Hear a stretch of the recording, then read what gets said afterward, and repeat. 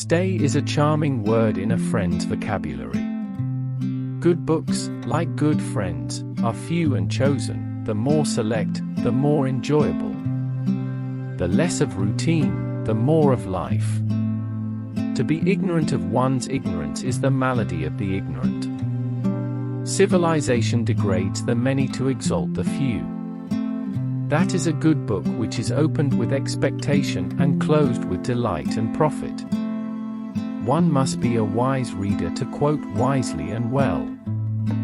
Who speaks to the instinct speaks to the deepest in mankind and finds the readiest responses.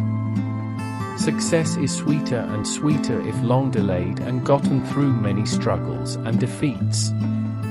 All unrest is but the struggle of the soul to reassure herself of her inborn immortality. Our bravest and best lessons are not learned through success, but through misadventure. Devotees of grammatical studies have not been distinguished for any very remarkable felicities of expression. Strengthen me by sympathizing with my strength, not by my weakness.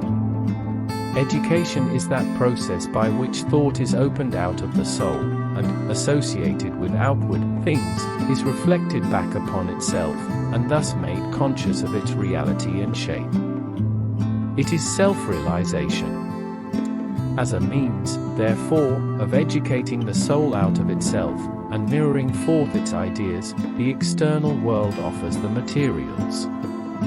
This is the dim glass in which the senses are first called to display the soul, until, aided by the keener state of imagination, it separates those outward types of itself from their sensual connection, in its own bright mirror recognizes again itself, as a distinctive object in space and time, but out of it in existence, and painting itself upon these, as emblems of its inner and supersensual life which no outward thing can fully portray.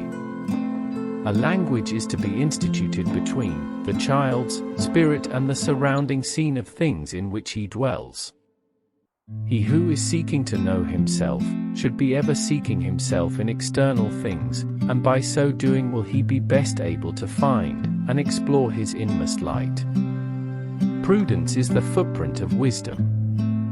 An author who sets his reader on sounding the depths of his own thoughts serves him best. Ideas first and last, yet it is not till these are formulated and utilized that the devotees of the common sense discern their value and advantages. The idealist is the capitalist on whose resources multitudes are maintained lifelong. Ideas in the head set hands about their several tasks, thus carrying forward all human endeavors to their issues. Who knows the mind has the key to all things else.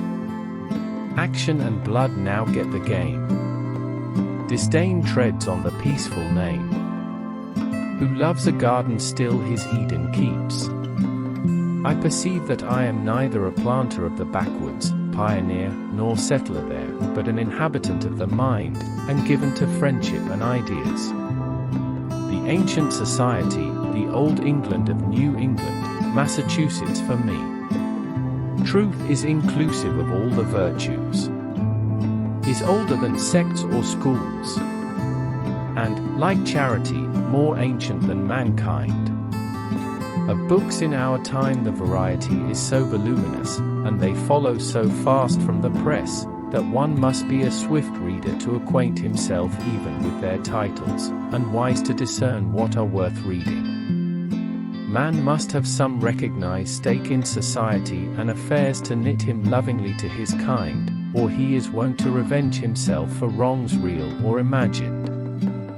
In the order of his enthusiasm, a youth set forth in quest of a man of whom he might take counsel as to his future, but after long search and many disappointments, he came near relinquishing the pursuit as hopeless, when suddenly it occurred to him that one must first be a man to find a man, and profiting by this suggestion, he set himself to the work of becoming himself the man he had been seeking so long and fruitlessly.